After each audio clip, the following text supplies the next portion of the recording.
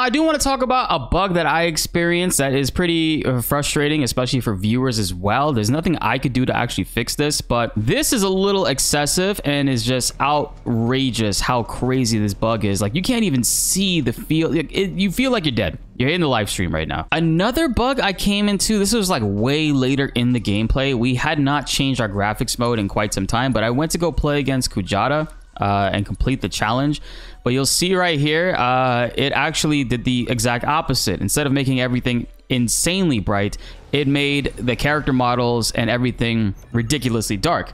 It is pretty crazy that that is the case. I basically had to do this entire fight with this weird ass like filter over it. Last week, Square Enix dropped a new update for Final Fantasy VII Rebirth. I actually just got back from PAX East. I was away when that update came out, and we got a chance to check it out last night. And unfortunately, it's not going to make a massive difference in terms of visual quality for graphics. However, it does help in some aspects, and I will be detailing and showing you guys in which ways in this video. There's also some other updates and quality of life changes they've made and improvements that people have been asking for, which is pretty awesome that Square Enix is listening to that. This is just the first of many other updates that they have working on as well. Hit that subscribe button and notification bell so you don't miss out on any other updates. I know this news is a little bit old, but I do want to go through it in detail with you guys and showcase some really cool and interesting things, and also talk about some new bugs that unfortunately were introduced with this update. Now, with that being said, let's get into this video. So shout out to Square Enix for putting this together. They actually gave us some patch notes for this version 1.020 update that released on the 21st, almost a week ago today. Fixes to missing or incorrect characters in some parts of game text. I think early on we did see some issues with grammatical errors and issue with the way that the font looked, so maybe that is going to be tweaking that, but I can't exactly pinpoint or remember exactly where that is. Fixes to player bugs that occur in field areas under certain conditions. Viewer of mine was talking about in the chat where they are basically glitched on the G-Bike game. They cannot, no matter what they do, get the highest max score possible in order to get the final reward, which is really disappointing and unfortunate. So, Square Enix, if you're watching that, I really hope that is a fix that's on you guys' radar and is coming sooner than later, because it is preventing some people from getting certain things done. And he specifically cannot roll back the game because he's playing the digital version, and a lot of people have to use the disc version, delete the data, in order to go back and do it pre-patch. Fixes to Red 13's abilities, Supernal Fervor, and Watcher Spirit in battle. These were easily canceled. I believe these had longer animations that enemies could hit you out of, or Red could dodge out of and just completely negate all the ATB that was stockpiled and ready to use on it, basically wasting the move animation. Fixes to bugs occurring in battle under specific conditions that will cause enemies to freeze. I personally have not experienced that myself, but if you guys did, please comment below. I would love to hear that. Fixes to bugs triggered by specific conditions that affect progress through quests. Okay, I have heard quite a few people going through this. I don't remember which quest specifically they were, but I have heard about this, and that does suck. Improvements to frame rates and overall game stability. Now, I will say, in performance mode now, it always felt amazing with the frames that it offered. The 60 FPS felt great, but now it just looks even more buttery smooth than it was prior.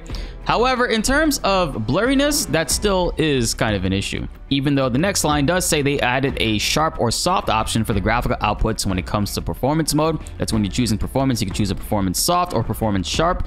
I will say the sharp does add more detail to the background in terms of rocks, terrain, and things of that nature. Foliage as well. It does get a lot sharper, but soft does look better on the characters somewhat. So it's a little bit weird when it comes down to it. I will say, unfortunately, putting your PlayStation 5 into 1440p still looks better in performance mode sharp, and it has not been fixed yet.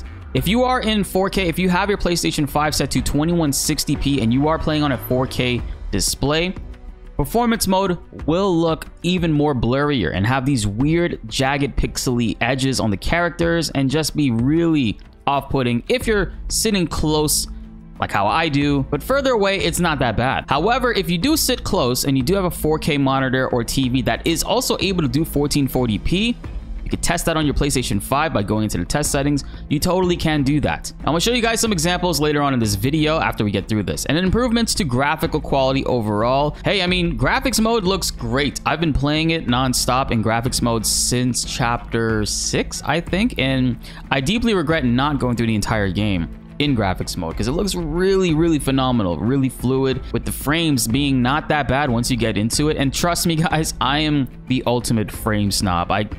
thrive off of cancel inputs and windows like that, which benefit from more FPS. The only issue I have with graphics mode right now is that sometimes when you're pressing inputs a little bit too quick, it registers as a double input. So sometimes you'll see me do double dive kicks for Tifa by accident when I'm not intending to do that. It's unfortunate, but that is an issue with the graphics mode. But I definitely will be playing performance mode when it comes to end game and hard mode challenges. In general, the graphics mode quality is really good, and I highly recommend you guys try it out. Trust me, it's worth it. Reflected reverse camera controls when controlling or gliding a Sky Chocobo, and also the same thing with the sharpshooting minigame. So there is quite a few people that have been mentioning this as well. When it comes to flight minigames or flight games in general, I do think reverse camera controls work best on that. So it was really weird that that wasn't the case at all. Now it seems like they added both that to the Chocobo Sky gliding game, and also added in inverted controls as well to the sharpshooting minigame. So if you guys are having issues with that, you can totally do that now, because I know some people have put it off until this was at least reworked, or that they were going to come back to it later because they just couldn't deal with it. But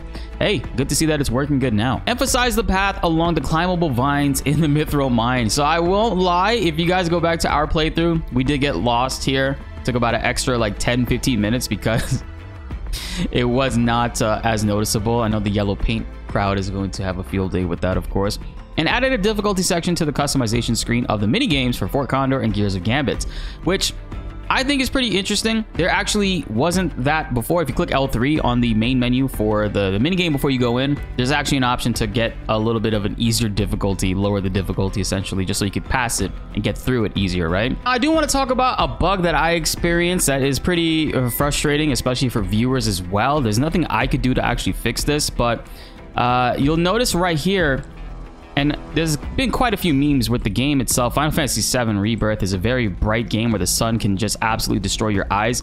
But this is a little excessive and is just outrageous how crazy this bug is. Like, you can't even see the feel. You feel like you're dead. You're in the live stream right now. This just looks really bad.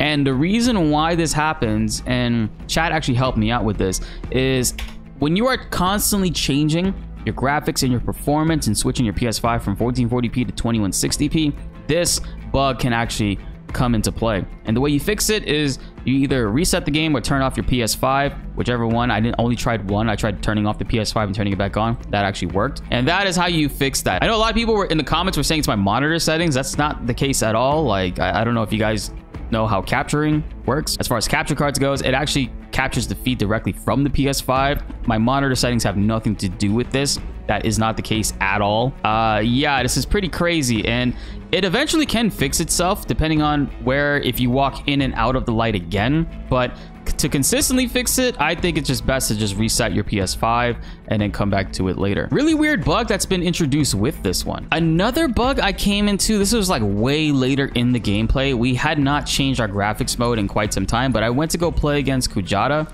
and complete the challenge. But you'll see right here, it actually did the exact opposite. Instead of making everything insanely bright, it made the character models and everything ridiculously dark. It is pretty crazy that that is the case. I basically had to do this entire fight with this weird ass like filter over it. I could not see what the hell Kujata, like all the characters are. I mean, it looks pretty cool. Like artistically, this is a pretty dope style, I'm not gonna lie. And the way that the lighting off of the particles can actually let you see Kujata's face a little bit more. It's pretty interesting. This is the only time I encountered this, but let me know in the comments below if you guys are running into any of this, because it looks like this recent patch, unfortunately, may have introduced some lighting issues all across the board with the game, which doesn't seem like it's something that they can't fix. It's just one of those situations where you fix one thing or you change something and then you unfortunately end up breaking other things. It's very common in game development and AAA, especially when you're making patch notes and stuff. But I hope it's something that they could fix. It's not an insane deal. Like, it's not in, you know, making my gameplay very hard to see or whatever. Like, I'm still able to, like, you know, do stuff or whatever. So I just wanted to show you guys right here. This is me playing right now in 4K and graphics quality mode. We're gonna switch that real quick and we're gonna jump into one of the other settings. That one. Let's go into performance sharp. And you'll see immediately, like if you look at Cloud and them, I don't know if you guys can see it. I'm gonna zoom in post. His face just got so much more blurry, and you can actually see lines going through the character. Same thing with his hair. It's insanely smooth, and this looks just Oh my god, it feels really great. But it actually, the look of it is still pretty blurry. However, the background stuff did get a lot sharper than before. And I will switch over here to smooth. And you see, if you look at Cloud, it does help. Like, you don't see the jagged lines around him as much anymore. The smooth option does help that out quite a bit. Now, I want to show you guys, and you'll be able to see it on your end too. If I go into my PlayStation 5 settings, go to screen and video, video output. If you want to see if you could do 1440p, guys, hit that test 1440p output option. See if your monitor, your TV, whichever can do it. And also VRR, if you have HDMI 2.1, take advantage of VRR and graphics mode. It will boost your frames a little bit and give you the best of both worlds, right? So I'm going to 1440p, which I started off my gameplay of Rebirth playing in this, and a lot of people kept saying like, yo, it looks really good. And this right here is the smooth option. Trying to see how it looks over there on OBS for you guys too. Now I'm going to go back into system and change it to sharp. And there's the sharp option. Yeah, for some reason doing 1440p on your PS5 and putting it into performance mode looks way better than 2160p on the PS5 in performance mode. I don't know why that is the case. Could be a downscale issue within the game. Hey, whatever it is, I do hope that they eventually end up fixing it. And if you're so inclined, putting your PlayStation 5 in 2160p and turning on the performance smooth option, in my opinion, looks way better than the sharp. The sharp adds weird lines to the characters. And in general, smooth looks like how it was, I guess, when the demo first dropped. Before they did the main update that ended up kind of making things a little bit worse. It seemed like this is actually helping it revert back to it previously. And yeah, it does say smooth, but I think the character models look better on this. In general, the performance frames are really good. You can see it's getting really blurry there for Cloud's face at this angle right here. And as you get closer, it does get a little bit better. But hey, man, this is just, unfortunately, what we got to deal with for now. The game does look and feel great in graphics mode, so there is that. However you want to enjoy the game, by all means, go ahead and do so. But this, unfortunately, is what we have to deal with for now. But god damn, man, this feels... Oh my god, I can't wait till we can finally like jump back into this and play it this way. This looks and feels really, really good. Like just spinning, just controlling and moving Cloud around, man. Endgame is gonna be fun, guys. Don't worry. We are almost done with our Final Fantasy 7 Rebirth playthrough. I'm currently wrapping up all of my side quest stuff. We are in chapter 13, the beginning of chapter 13, and we are focusing on knocking out all the side quest stuff that we can. We just got to do the proto relics in this region and then wrap up a few more side quests throughout other regions and then tackle the Meridian Ocean, which actually now does sound like a lot. But then we can finally go ahead and finish the game, and I'm excited to do that live with you guys. We will be live again later today. Be sure to like the video if you enjoyed and subscribe if you are new. More Final Fantasy 7 Rebirth videos and updates are on the way, and you don't want to miss them. My name is BltzZ, and thanks for watching.